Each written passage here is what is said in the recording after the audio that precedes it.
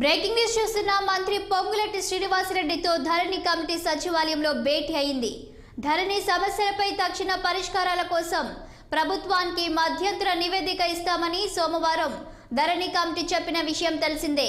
ఈ క్రమంలో మధ్యంతర నివేదికపై రెవెన్యూ శాఖ మంత్రితో కమిటీ సభ్యులు చర్చలు నిర్వహించారు. బుధవారం సిద్దిపేట, మెదక్ జిల్లాలతో పాటు మరో 2 జిల్లాలు మొత్తం 4 జిల్లాల కలెక్టర్లతో CCLAలో ధరణి కమిటీ సమావేశం కానుంది.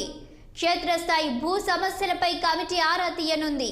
భేటీ అనంతరం రెవెన్యూ శాఖ మంత్రికి పూర్తి స్థాయి మధ్యంతర నివేదికను కమిటీ సభ్యులు ఇవ్వనున్నారు. త్వరలోనే కమిటీ మధ్యంతర నివేదికపై సీఎం రేవంత్ రెడ్డితో రెవెన్యూ శాఖ మంత్రి పొంగులేటి శ్రీనివాసరెడ్డి చర్చించనున్నారు.